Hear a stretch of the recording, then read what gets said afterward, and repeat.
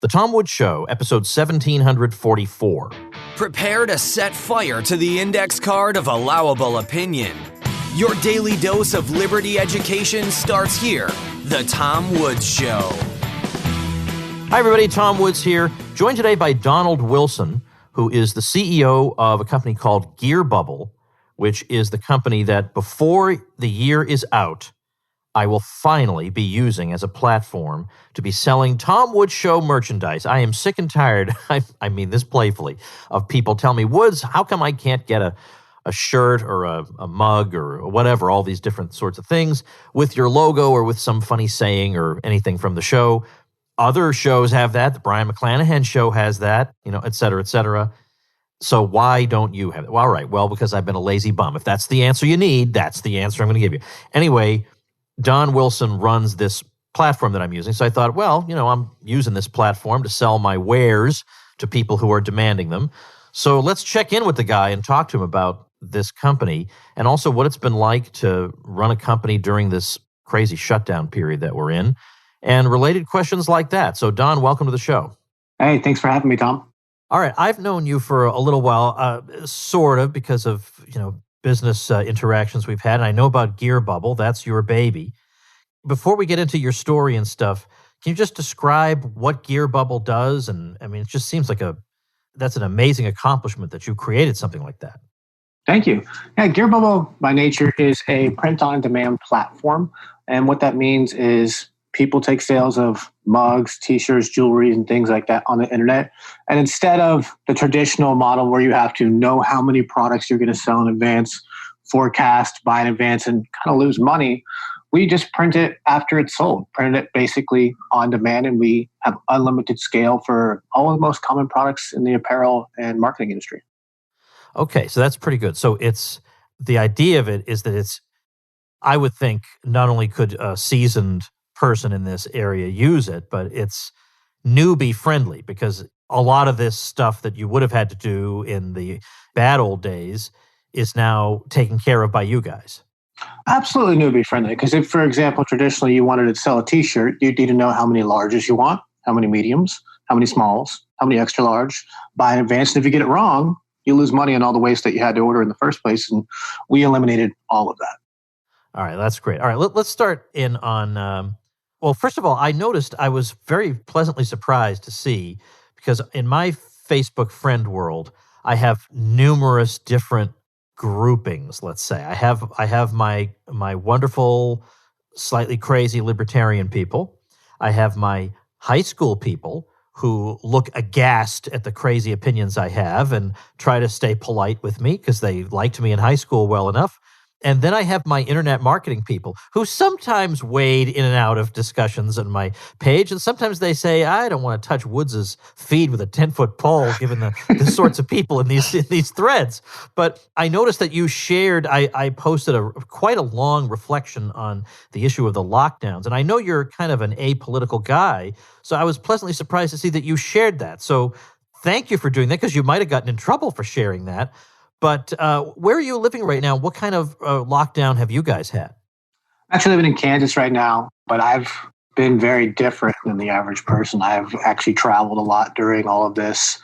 And I've lost perspective. I don't know. But I've kind of been bounced around everywhere within the U.S. I used to travel outside the country a lot. And it's been slightly a blessing for me because I can't go outside the country. And I've been enjoying any small city that I can get to.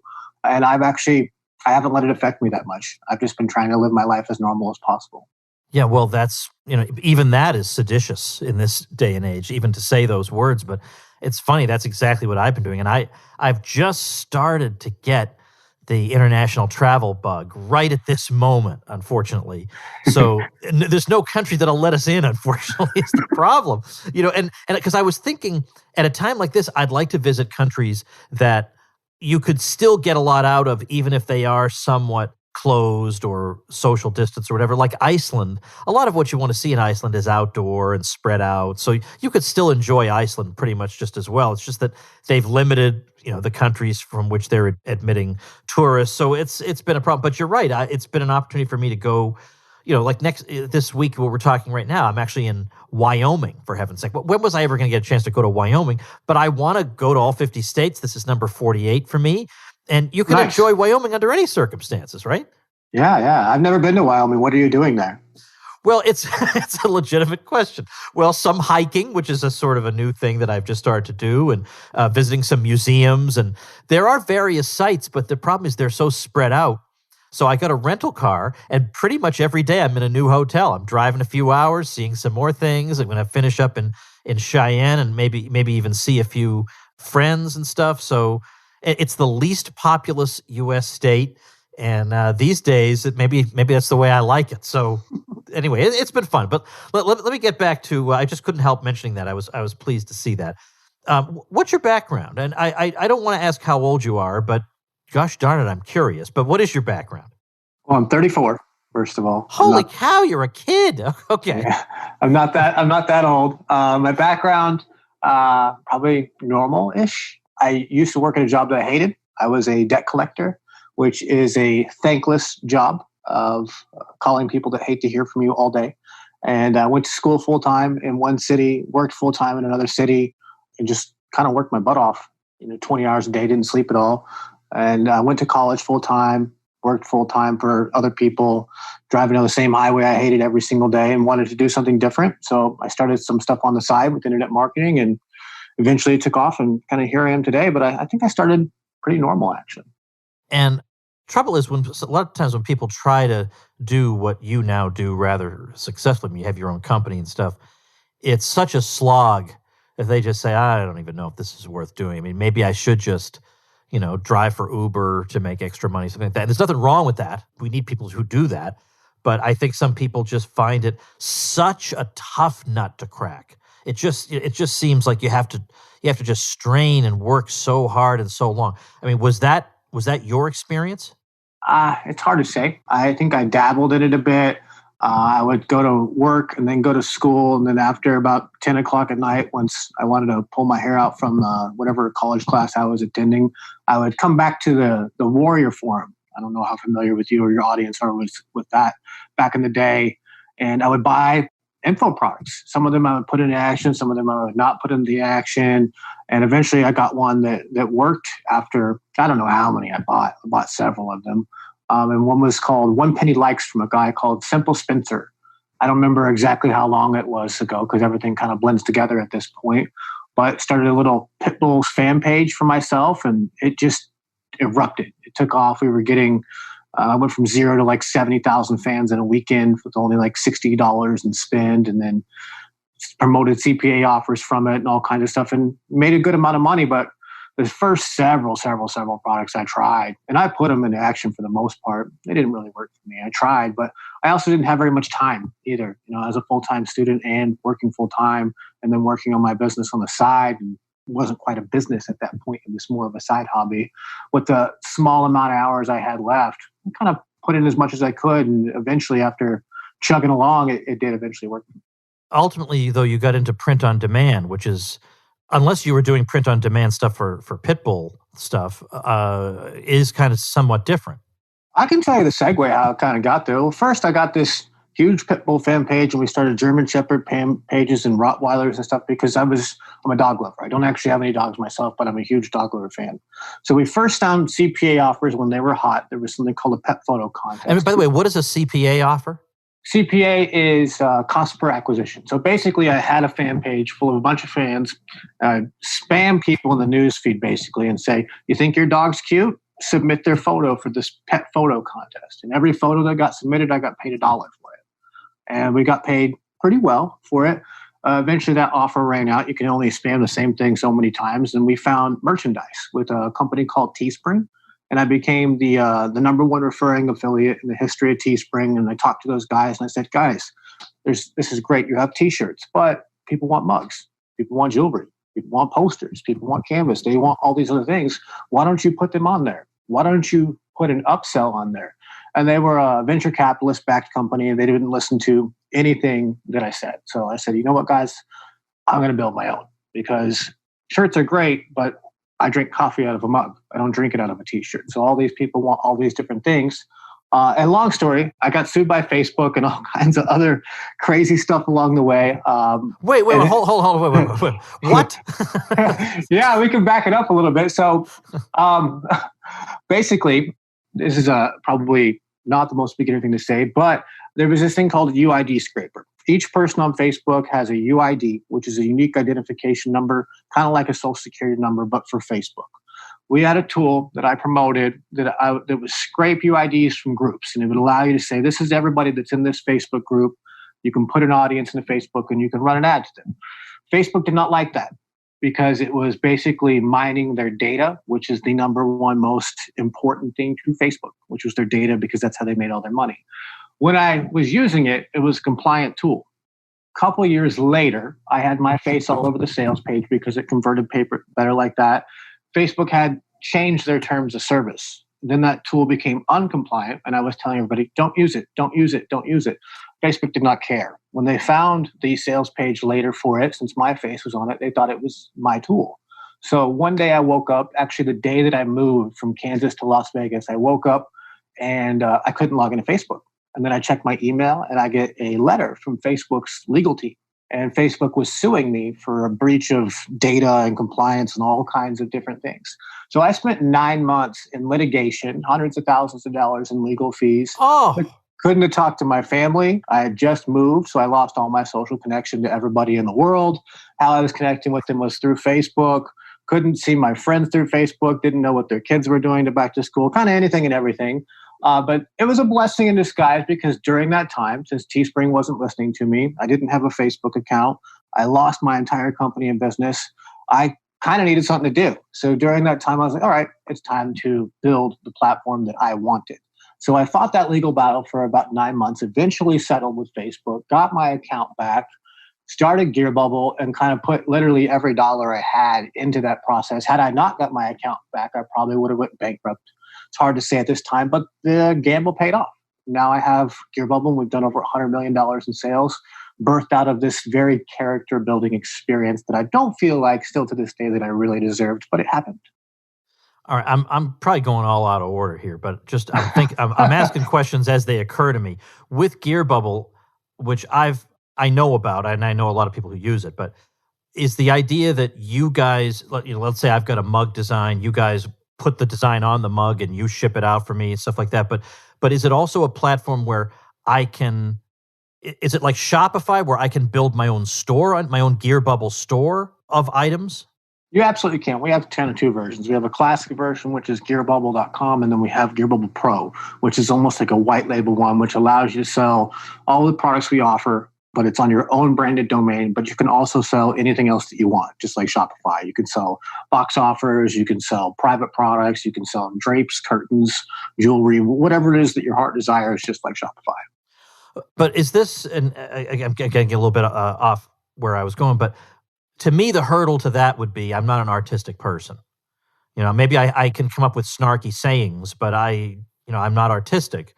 So how could I, even though you guys do the actual physical creating of the mug itself and slapping the design on it or whatever, where am I going to come up with a design would be my stumbling block.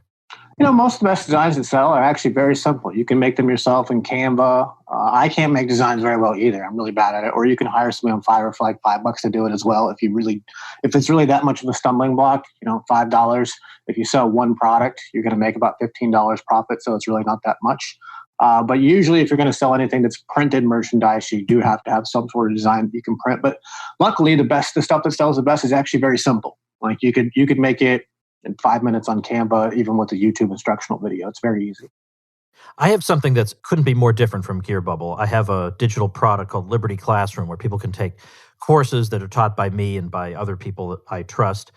And the thing is that when you open any platform, you have no guarantee it's going to succeed. I poured a lot of money into the creation of this thing, and I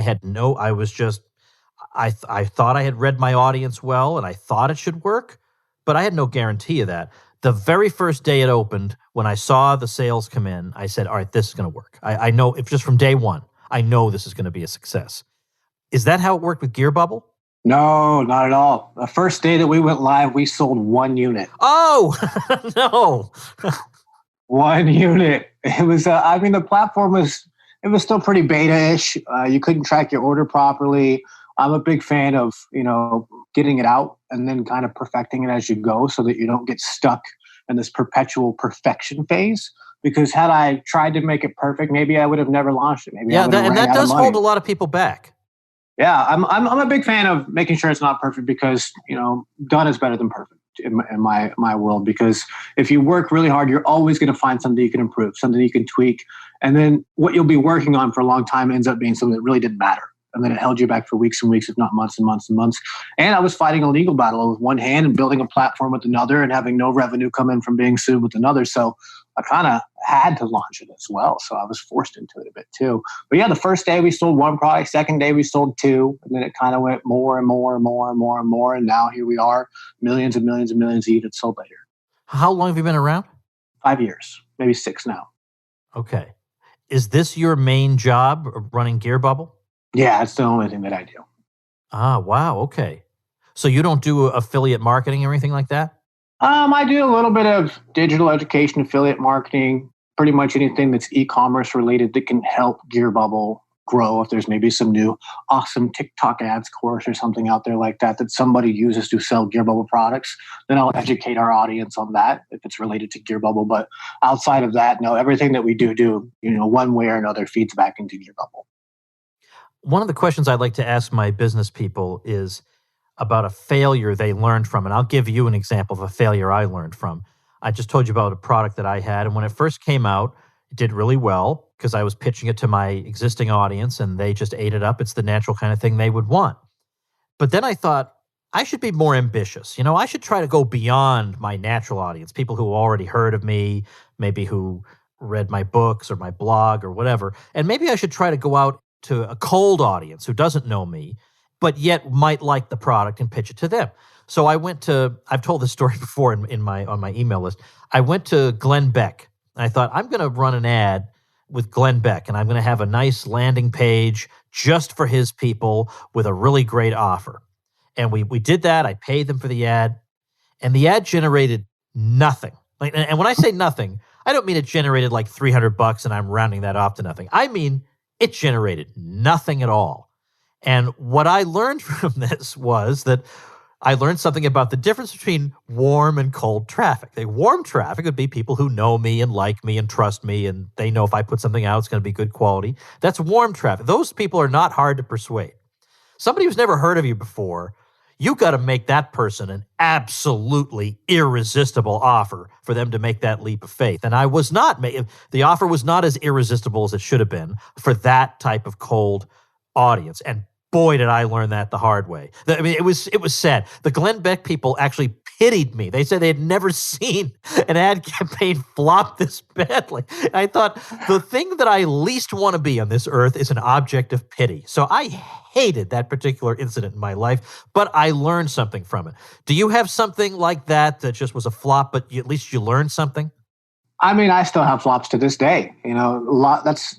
I actually like flops because it means I'm trying something new. If I wanted to do something that succeeded all the time, which I do, flopping is growing to me because you learn stuff. Like you just said it yourself, you learned a lot and it inspired you not to be the pity person on the wheel there. So I actually like it when something doesn't do well because that's where I learn the most. I have launches all the time that we try something completely new. I usually do that with my own traffic because it's something completely new and it'll flop, but people don't remember those. For frankly, people only really remember the home runs. They don't remember all the different flops, but we get that all the time. Like I just tried to run a TikTok ad last week, completely flopped. We spent $1,000 on it, made no money whatsoever. So I encourage flopping in my life because it tells me what I did wrong. I learn a whole lot more from what I screw up than what I get right. So we flop pretty consistently. We put out a new product. Sometimes we'll spend a whole lot of money on a production line on something, and then we put it out, boom, flop. Like when we put out leggings for Gear Bubble, for example, we were like, okay, leggings are a hot product. Women wear them everywhere. Put them out, crickets. No sales whatsoever. Eventually later, we would get like 6 sales and then 20 sales. But when you put hundreds of thousands of dollars into a production line, 6 sales doesn't really cover the bills for it. So we get it, quite often. It just means that we're trying to innovate usually. Sometimes it works. And when it works really, really, really well. And sometimes it doesn't. And you learn from it and you move on and you try again. Yeah, no doubt. Now, one thing I've been trying to do during this crazy 2020 year is particularly I have two email lists and I have a business email list, and my recurring theme has been, I bet going into 2020 you had no idea that one day we'd be living in a world where all of a sudden your business would be deemed non-essential and would be shut down for some indefinite period, or could operate only at 50 or 25% capacity, or whatever it is. Some kind of restriction could be placed, and it would depend on what state you lived in, and it's just things that were totally beyond your control, and your livelihood could be endangered. And who could have predicted that something like this would happen? So what I've been trying to tell people is, maybe now that we know that this can happen, maybe now is not a bad time to think about, what can I do to protect myself against this kind of thing in the future? What could I have, at least on the side, that is something that they could not shut down, or would be very, very difficult, wouldn't even occur to them to try to shut down. And so the idea of starting, I'm not saying that we don't need brick and mortar stores. I would be very sad if we didn't have them. But right now, my brain is thinking, I want unshutdownable. And that, to me, that's the best thing about everything I do. Every single thing I do is unshutdownable, in the sense that no matter what Dr. Fauci says, my business continues. And likewise for Gear Bubble, although I wonder, have you had to deal with supply chain disruptions or anything like that? We're definitely not. I mean, it's been a wild year, to say the least. Nobody could have predicted any of what has come this year. I wouldn't say that we're unshutdownable, but we're pretty close. We've had a whole host of logistical issues. Our business has actually boomed, like especially when it was Mother's Day, Father's Day season. Our business was erupting. We were selling tens of thousands of units every single day. And we had a lot of problems. Like, we had issues with some of our warehouses in Philadelphia because the actual governor was making us have people shut down from it. They were having a social distance. One of our suppliers for two-tone mugs, we were selling like 6,000 units of two-tone mugs a day, and they were starting to get backed up. And there was nothing we could do about it, because literally the police were at the door of the warehouse and said, either you social distance or we're going to shut you down. So our sales were going up, up, up, but our capacity was going down, down, down, down, down. I'm like, listen, guys, people need a job right now more than ever. You can't just come through and shut us down. But we kind of had to obviously follow the law. We had to do it the way that they wanted it to get done. And eventually we got all the orders out. A few trickled them here and there a little bit late, but we did the best that we could. It's just been a wild, wild ride this year in every sense of the fashion. Some of we have warehouses all over the country. The ones in Kansas weren't affected that much because the warehouse was smaller. So the different laws there, only we could operate at full capacity. But some of our mug warehouses that had more people that were working in them, and different, like we have one in Chambersburg, we have one that's in a different part of Philadelphia. The one in Philadelphia wasn't affected that much, but the one in Chambersburg is huge. It's a giant company that we used to. It's a huge factory that has 1,500 employees in it.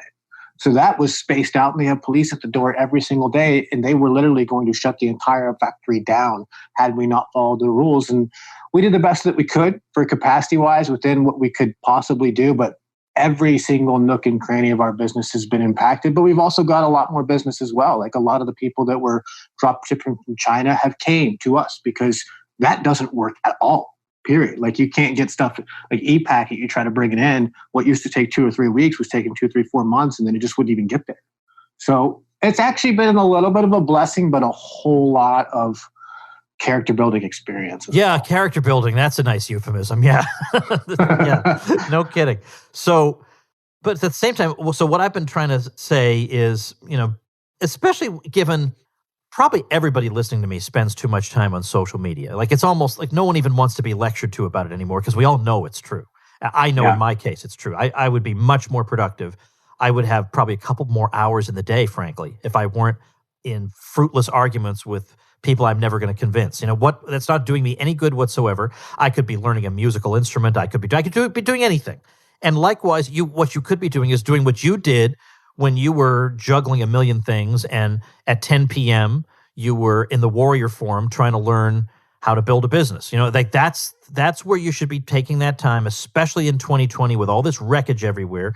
That's what you should be applying it to. So I'm trying to find for my folks, like, what's the easiest, most newbie-friendly thing for them to do. So I have talked a bit about print on demand, because that's a business model everyone can get. Like, it doesn't take me 10 minutes to explain to them what they'd be doing. you'd be making T-shirts. You'd be making mugs. Do you understand English? It's a simple concept to understand. And obviously, since you're the creator, you have a whole company dedicated to this. I'm sure you would know exactly what is it that a beginner needs to know. What are the pitfalls? So what can you say to somebody who thinks, yeah, it might actually be kind of cool. I'd feel like the master of the universe if I could say to people, I have my own online store. I'd be like, whoa, you do? How did you have to cast a spell to do that? People don't even know how you would do something like that. And to be able to make a few smackers selling merchandise that particular niche audiences would, slit their grandmother's wrist to be able to buy. Maybe not like that much, but you get my point. What do you say to them to say, look, this is doable. You could do this. This is not some undoable thing that you need to be a brain surgeon to do.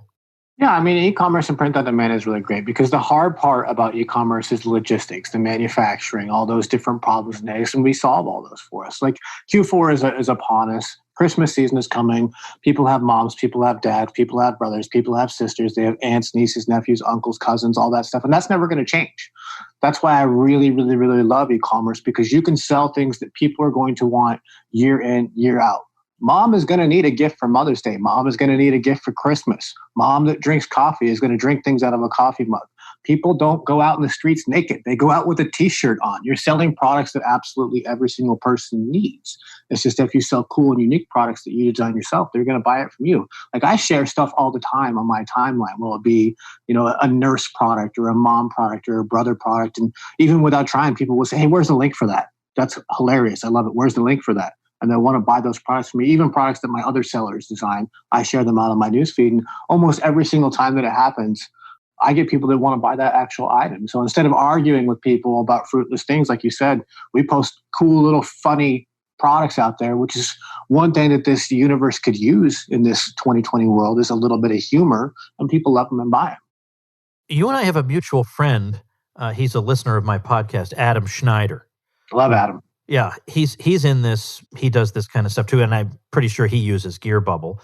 And he has helped some nonprofits that he and I believe in to help them get started with merchandise because now he's like an expert. He has his own podcast on how to do stuff like this, and he told me what I guess I should have known already, but I'm not really in this area. That it's precisely at various holidays, Christmas obviously. But people might overlook things like Mother's Day, Father's Day. There are particular clusters of time when these kinds of products just sell like crazy because people are looking for a gift. They don't know what gift to get. They want to get something safe but funny and amusing that seems appropriate for the person. And those are the days, like he says that at Christmas, he's had, last couple of years, he's grossed about $25K in the month of December because of Christmas. And this is something, and it makes me feel good because he found out about this because he listens to me. So with Christmas coming up, that does seem like a sensible thing to try. So presumably you have some thing that shows people like how it all works, what the steps are and stuff like that. Yeah, I mean, it's definitely, there's a lot of holidays where the sales spike a lot. I mean, during Christmas time, people are going to be buying gifts for loved ones. During Mother's Day, people are going to be buying gifts for Mother's Day. Especially this particular Mother's Day was really huge because that was when, COVID was at its really, really hot spot. People couldn't even go to the big box stores. They couldn't go to Bed Bath & Beyond because it wasn't open. So they bought all their Mother's Day gifts online and their Father's Day gifts online.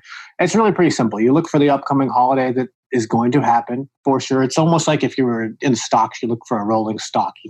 If you can kind of time what's going to happen next, you're going to do well. Well, what's going to happen next is grandma's going to need a gift. Your niece is going to need a gift. Your aunt and uncle and all those people are going to need a gift. They're going to love witty little coffee mugs. They're going to love little jewelry. They're going to love necklaces. They're going to love T-shirts. So we like to sell people what they want when they want it. And then all you got to do is come up with a funny little design. It could be, Bae, B-A-E, best aunt ever.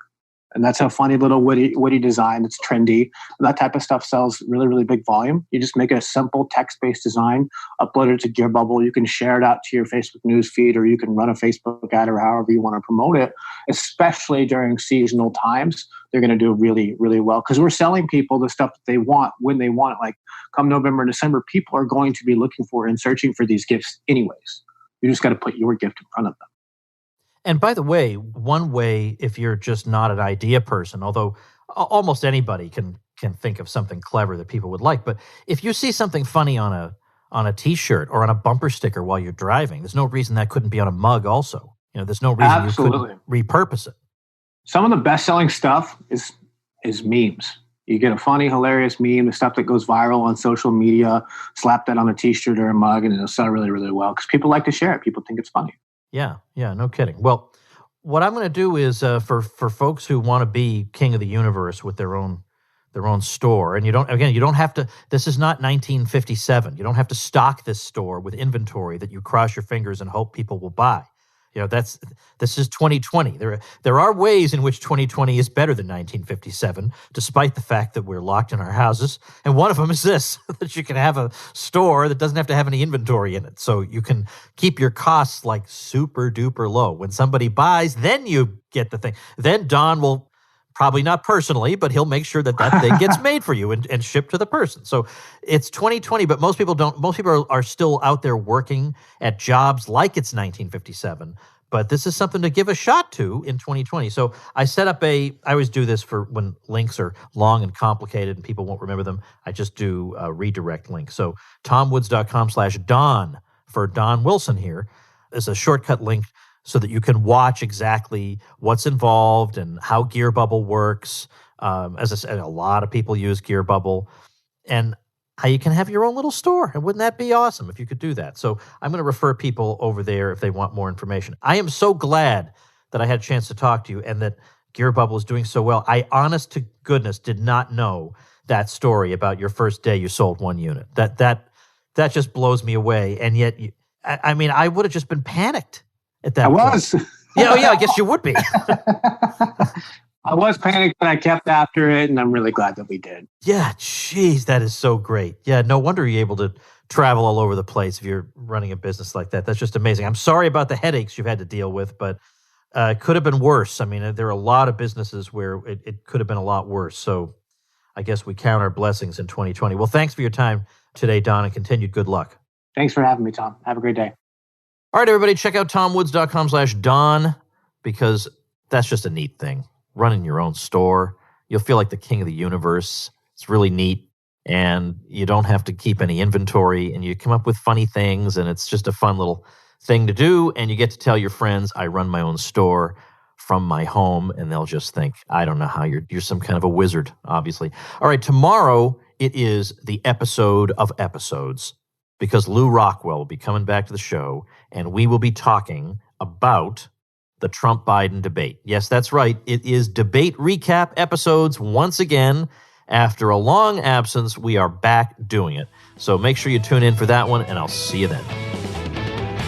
Become a smarter libertarian in just 30 minutes a day.